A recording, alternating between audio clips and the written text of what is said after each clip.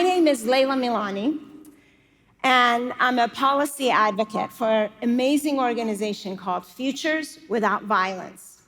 I study, I analyze the problem of violence against women and children throughout the world, and I make policy recommendations and provide solutions with the help of other coalition members to members of Congress and to any US government administration. Violence against women can take many forms. It can look like domestic violence. It can look like an honor killing. It can look like early or child marriage, and it can look like human trafficking.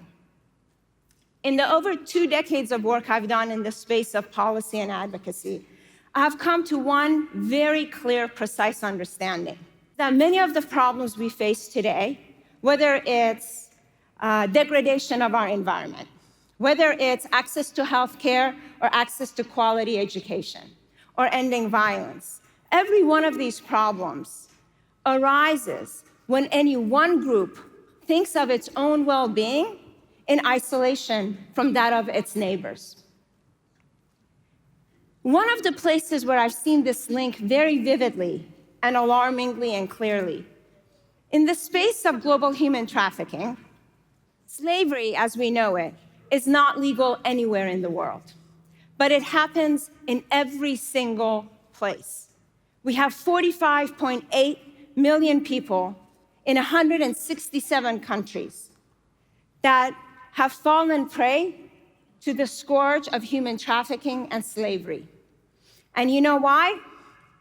Because human trafficking is a $150 billion industry.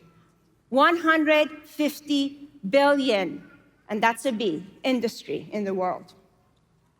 So who are the people who are affected by slavery? Are we just talking about sex trafficking in some brothel in Thailand? No, we're not. And it's not that far away from us. Faces of human trafficking include an 8-year-old little girl tied, bounded to a rug loom in India. They include a domestic servant enslaved by the hands of wealthy Saudi Arabian billionaires, where she provides chores, services, and is beaten regularly. Human trafficking includes a young teenage girl who runs away from her home in search of a better life, some guidance, some help. But instead of social services and a safety net to catch her, she falls prey to the hands of human traffickers.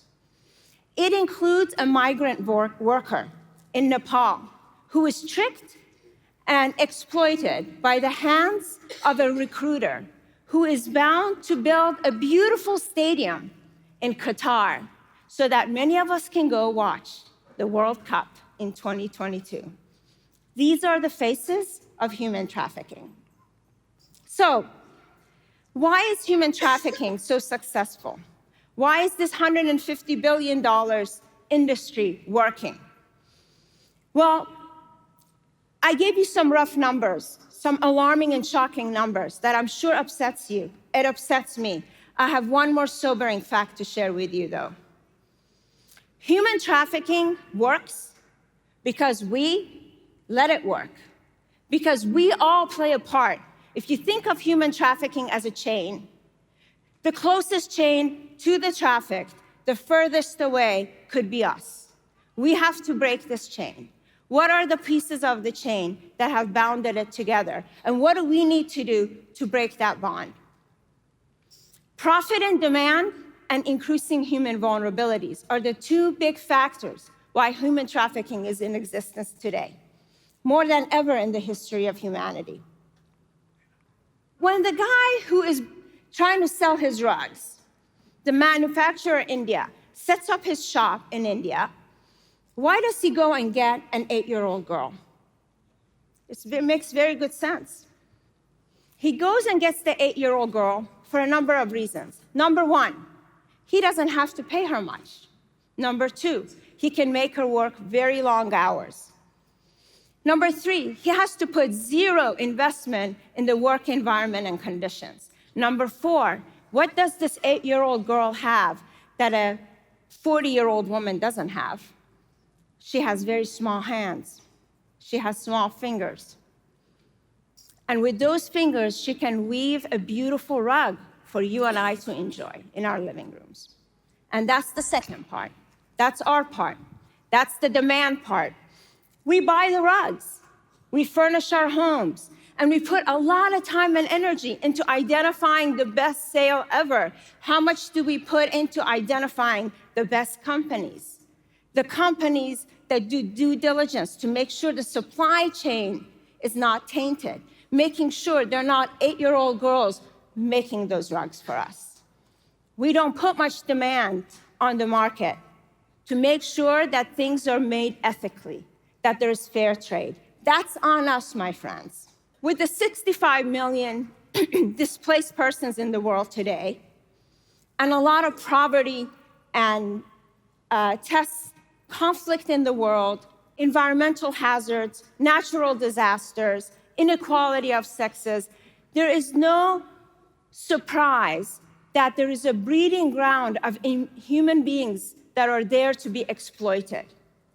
You see, the fact that we have so many vulnerable individuals in the world contributes and feeds into this industry who preys on the needs of the vulnerable. It makes sense, right? So when the carpet maker or the manufacturer wants to identify an 8-year-old girl, it's not that hard for him to do so. Because this family in India who doesn't value the education of the girl child is more willing to give away their girl so that she can at least make some money for them. Why do they need the money? Because they're in debt. When the migrant worker is easily tricked into traveling to Qatar to work in deplorable conditions, he does so because he is desperate. He does so because he is destitute. He does so because the human trafficker takes advantage of his vulnerability. So now, all the bad news put away, let me give you some good news. I don't want you to go away thinking, oh, I'm a horrible person because I bought that rug. I want you to go away thinking, what can I do to change the tide? What is our role in changing the tide here? And my friends, the good news is we can change it and we can end human trafficking. This is how. We all know, and people of many faiths know and agree with this, that man's merit lies in service and virtue, not in the pageantry of wealth and riches. This is a paradigm shift that must take place for all of us to change our focus on what we value and what we spend our time doing. Spend our time focusing on servicing others. We need to transform and change the shift. It's not enough that the governments change their laws and provide into place amazing programs. What needs to happen, friends, is that we need to play a part in breaking this chain. And here's 3 very easy steps as we leave this building today. Give your money. Be responsible and donate to organizations that are doing good work and supporting the work to end the vulnerabilities of populations and advocating for policies and laws that change the scourge of human trafficking. Demand accountability when you purchase goods or services throughout the world. Be an informed consumer. Know what you're buying and who's making it for you before you put it on, before you eat it, before you go on a trip.